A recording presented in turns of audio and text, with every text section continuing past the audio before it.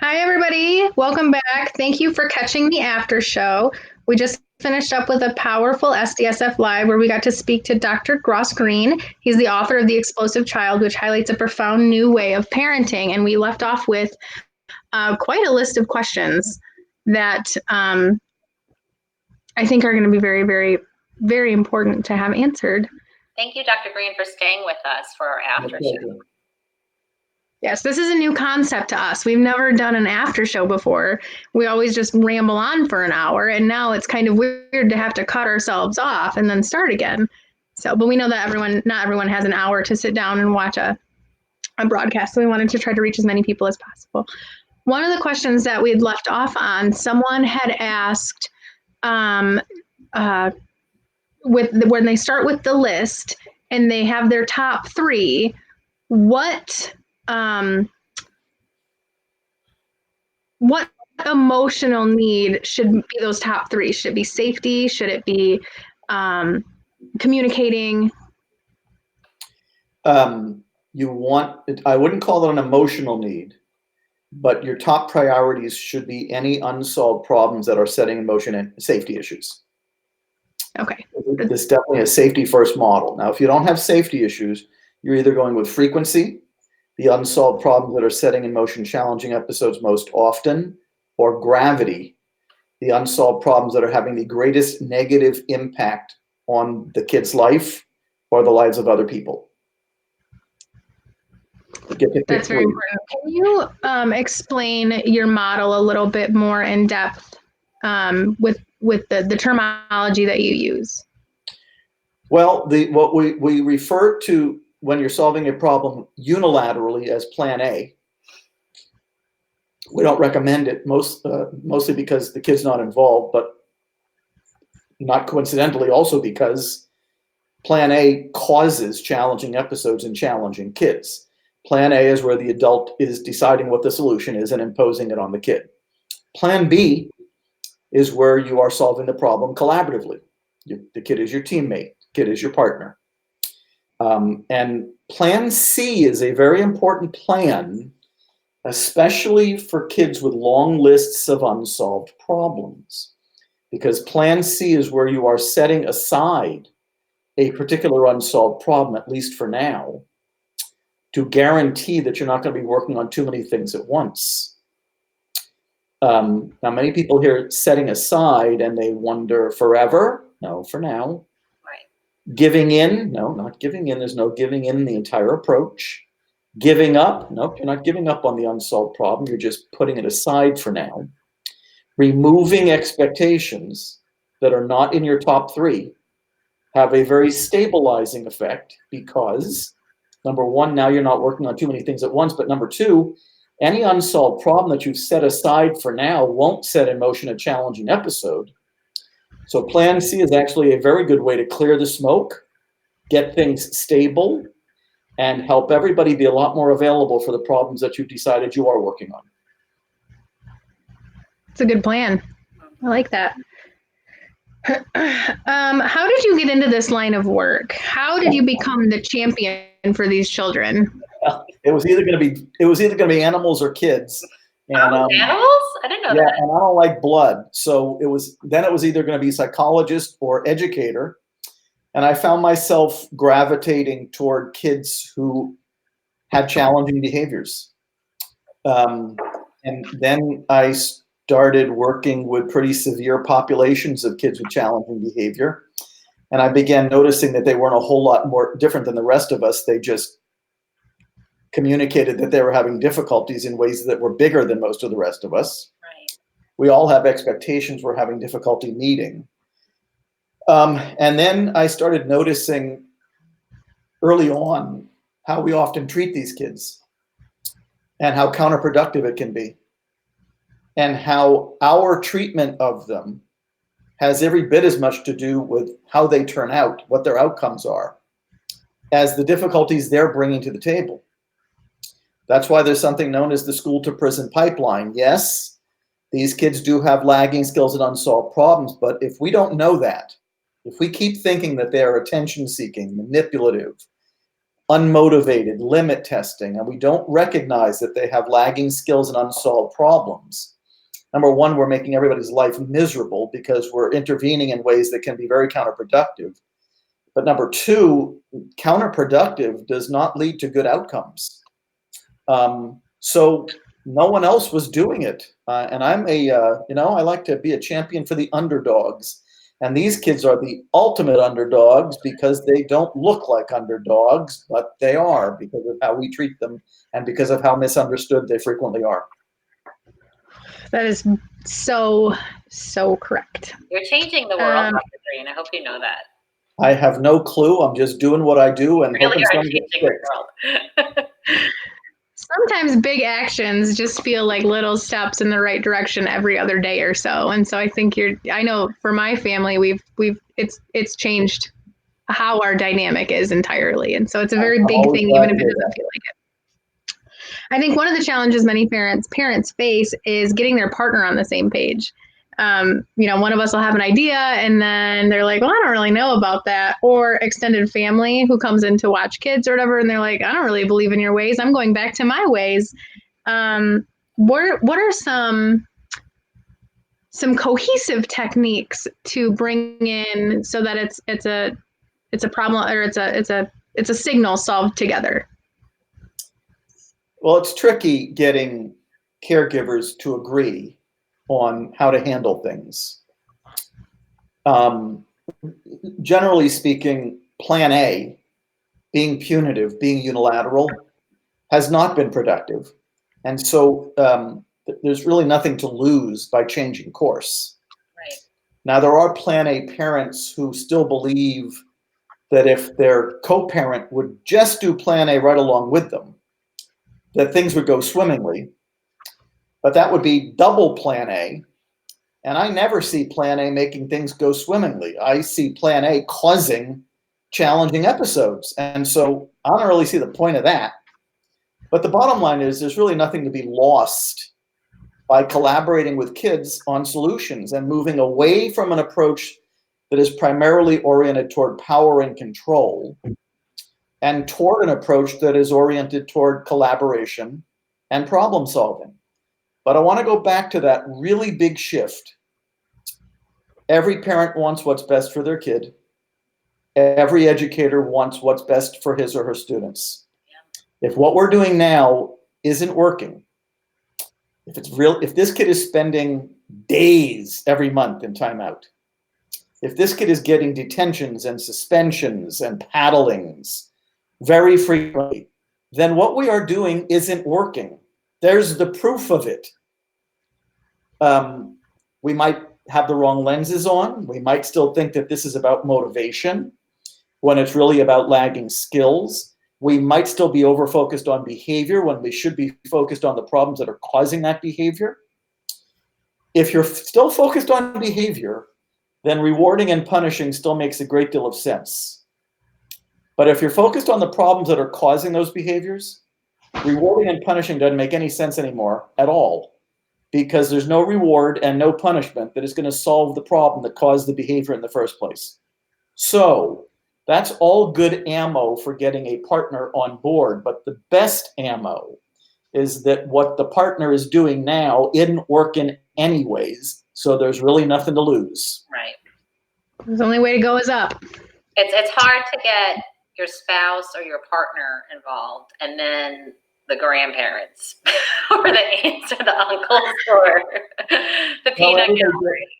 Everybody deals with the grandparents, and the truth is, grandparents often get a bad rap because a lot of people think that grandparents are universally plan A. But I've worked with a lot of grandparents who were very right. So I don't want to give grandparents a bad rap, but the bottom line is, if people are still relying heavily on plan A to help this kid, they are probably currently witnessing a ton of challenging behavior in the process. And I don't see the point of that. It's not working. It's not working. You should probably fix it. My favorite quote that I've seen, and when I was trying to make slides for this, I came across was, "Children do well if they can."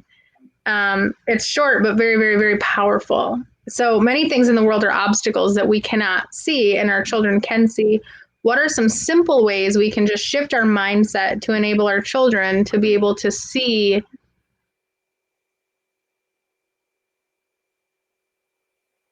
I just lost her. Michelle? That's okay. I can continue until she comes back. Finish the All question. the joys of this life. Oh, here she is. Well, there Welcome she back. is. I don't know where I went. Sorry. It was like nothing closed. I just like went down. It's okay. I'm here though, so it's fine. Okay. It's totally fine. But I didn't hear the end of the So the question. question. I'm so sorry. I'm so sorry. So the question was, what are some simple ways we can help our children change their mindset to seeing, or even I guess not the children's mindset, but our mindset. Just some simple ways to shift that idea of they're behaving badly to they're having trouble. You're right. I don't. Kids are going to probably follow our lead.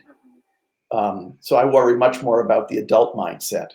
And believe it or not, no matter where I go all over the world these days, of all of the things I've written about and said, kids do all if they can, is still the line that people tell me really got their head turned around. That's the mindset. But there's an instrument on the Lives in a Balance website called the Assessment of Lagging Skills and Unsolved Problems. And it helps people figure out what a kid's lagging skills and unsolved problems are.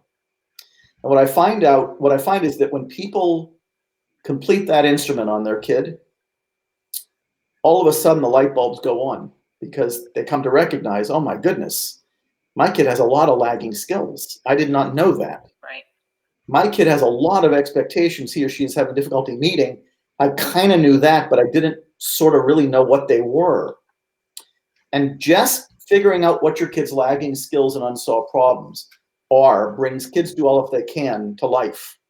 And people start viewing their child or their student through much more compassionate, much more accurate, much more productive lenses.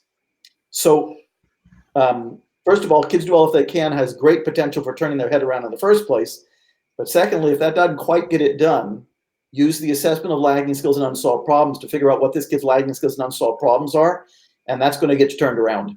Your definition of a good parent also kind of blew our mind. I could say for myself, I struggled with a lot of guilt when I put these new lenses on of, did I do permanent damage to him? What I was doing before? How do I just get past that guilt of all the times I got it wrong? For me, actually, it wasn't that long of a period, but my own personality, I really was struggling with just moving forward without that guilt. But your line about the definition of a good parent, I was like, okay, I just need to move forward. I just need to get past this.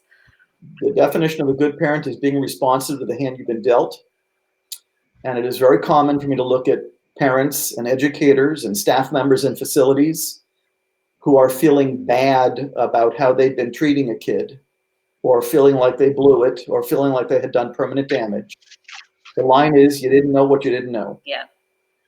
And now you know what you didn't know. Yeah. Boy, there's so many things I don't know anything about that I've screwed up until I found out what I didn't know. Yeah. Now I know what I didn't know, and I can correct it. Kids are resilient. Kids come around. Yes, you can do permanent damage to a kid if you are extremely punitive, often in a physical way. But even in those kids, you didn't know what you didn't know. Start being responsive to the hand you've been dealt. Start collaborating. Start being proactive. I think you're going to be okay with what you end up with. Yeah. I think it's important to teach our kids that we're human too, and that we're figuring things out too, and that we're sorry when we make mistakes too. It's hard. One of the questions we got from our support page was these brain balance centers. Have you heard of that organization? Brain Balance. Yeah. The question was how your model, does it fit with that organization, or are they a different sort of lens, I guess? Probably best for me not to comment on any particular product. Mm-hmm. But if an approach is not oriented toward helping kids and caregivers collaboratively solve the problems that are causing a kid's behavior, there's some chance that there's not a great overlap between the two. Right. Now, the other part of it is that if another model is very focused on lagging skills as the explanation for why kids are having the difficulties they're having, there would certainly be overlap there. I would see that. There was another question that came through through one of my messages that, and again, I don't know if you can speak on it because it's not necessarily a certain brand or model, but it is the love languages. If they know their children's love language, how can they kind of combine the two, and so be able to see the problems with their love language and showing them that love? You know, we don't focus a lot on love language in the collaborative and proactive solutions model. We think that the most empathic thing you can do with your kid is to listen and to ask good questions. We think solving problems together builds relationships. We think listening enhances communication. There is some pretty specific language that is used in this model. We're pretty explicit about what it should sound like when you're doing those 3 steps that are involved in solving problems collaboratively. We don't call it love language. We just call it solving problems together. Yeah, I think this is huge.